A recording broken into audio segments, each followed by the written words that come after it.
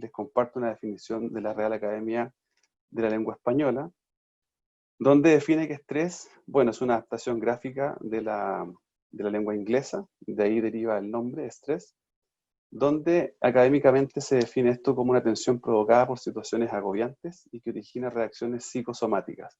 Esta es una definición lógicamente transversal, tanto para lo que ocurre a nivel médico humano, como también podría ocurrir quizás en el reino animal o también aplicaciones posteriormente al reino vegetal.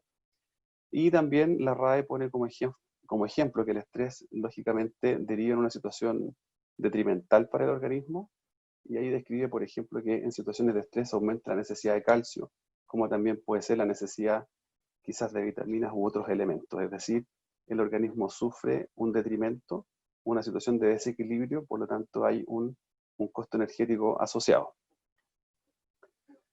Acá les compartimos también algunas definiciones científicas. Por ejemplo, el fisiólogo y médico austrohúngaro Hans Selye, entre los años 1936 y 1956, desarrolló el concepto general de estrés para organismos vivos, donde lo declaró de dos formas. La primera de ellas es que cualquier agente puede actuar como estresante.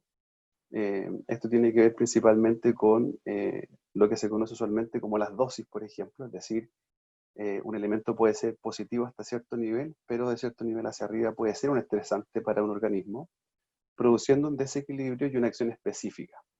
Y también lo complementa en su definición que ese organismo puede tener respuestas específicas, como también respuestas generales no específicas para cada estrés. Vale decir, también describe un poco la potencialidad que puede tener un organismo vivo frente a una situación donde su equilibrio fisiológico o metabólico esté comprometido.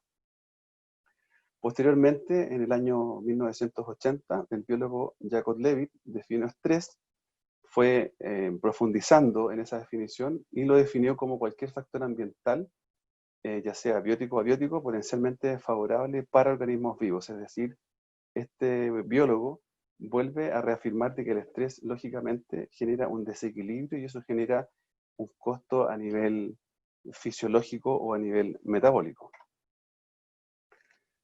Finalmente, el ecofisiólogo vegetal Walter Lercher, el año 1987, él acuñó un concepto más abocado al estrés vegetal como tal, y enunció lo siguiente. Él mencionó que todos los organismos experimentan estrés, aunque el camino mediante el cual lo expresan difiere de acuerdo a su nivel de organización.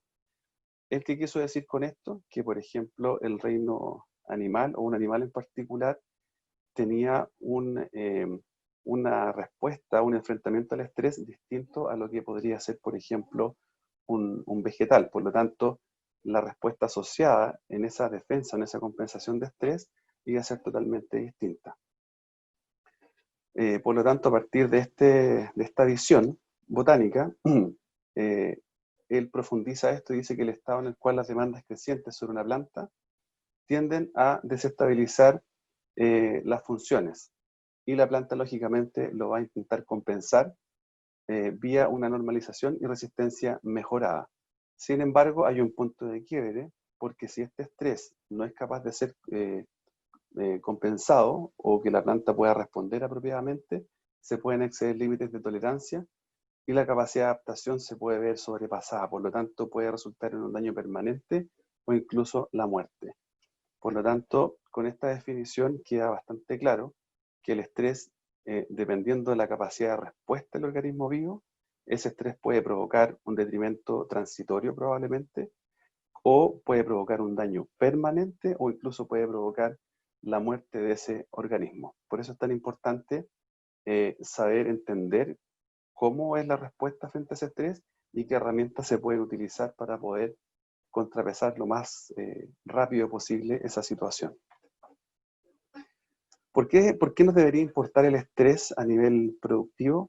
Bueno, es por esta gráfica. Esta gráfica, de modo personal, la encuentro muy útil, muy didáctica, porque muestra lo que pasa finalmente con el sistema energético de una producción. En la parte superior podemos ver que ahí se describe un potencial de un cultivo o de una planta, que es lo que regularmente vemos a nivel agrícola, donde buscamos una buena genética, por ejemplo, o buscamos un buen lugar para producir. Bueno, ese potencial está descrito en la planta, tiene una asociatividad genética y también ambiental, y se catalogan como los factores definitorios de ese potencial. Sin embargo, si esa planta, esa genética, si bien puede estar en un ecosistema o un agroecosistema donde podría expresar todo su potencial, ocurren también factores limitantes, como por ejemplo que tengamos déficit de agua, como lo hemos visto a través de 11 años de sequía, por lo menos en Chile, donde eso limita la producción a pesar de tener buena genética y a pesar de estar en un buen sistema productivo, o también pueden haber factores limitantes como la fertilización o también nutrientes, etcétera, etcétera. Pero a su vez, sumado a lo anterior, también tenemos factores reductores, porque a pesar de que podamos tener los otros dos factores, tanto definitorios como limitantes, bien manejados, hay factores reductores como por ejemplo malezas, enfermedades o insectos que también nos quitan rendimiento y también calidad. Bueno, ¿cómo asociamos esto al estrés? Es que lógicamente la magnitud de cada una de las disminuciones que se ven asociadas aquí arriba puede ser mucho mayor, afectando fuertemente el rendimiento que yo puedo obtener cada año. Por lo tanto, manejando el estrés, yo puedo liberar a la planta o a mi cultivo de esos factores que me están restando en la producción y también en la calidad que se quiere obtener.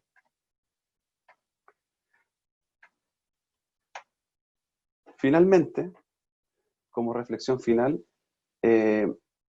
como hay respuestas asociadas a la planta, como decían estos científicos que les acabo de comentar, la planta puede tener respuestas específicas al estrés o respuestas generales a diferentes tipos de estrés.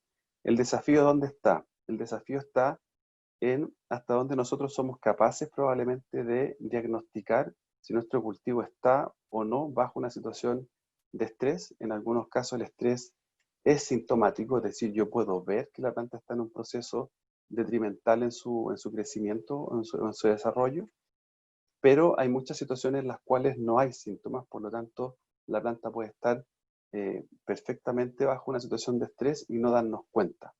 Para esto también hay bastantes herramientas. Hay, por ejemplo, sistemas de monitoreo satelital, donde uno podría ver, por ejemplo, el estatus fotosintético de la planta, como también el ojo experto de técnicos, personas que están constantemente junto a nosotros en los cultivos. Lo importante es que el estrés siempre tiene un costo energético para la planta. ¿Por qué? Porque la planta, el estrés rompe la homeostasis de la planta y la planta o cualquier organismo vivo va a intentar recuperar esa homeostasis. Por lo tanto, esa recuperación es un costo energético.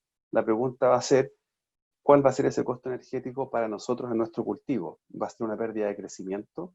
¿O va a ser una pérdida de rendimiento? ¿O va a ser una pérdida de calidad? Por lo tanto, no hay estrés sin costo energético asociado al cultivo. Y eso obviamente nos va a impactar en la producción agrícola finalmente.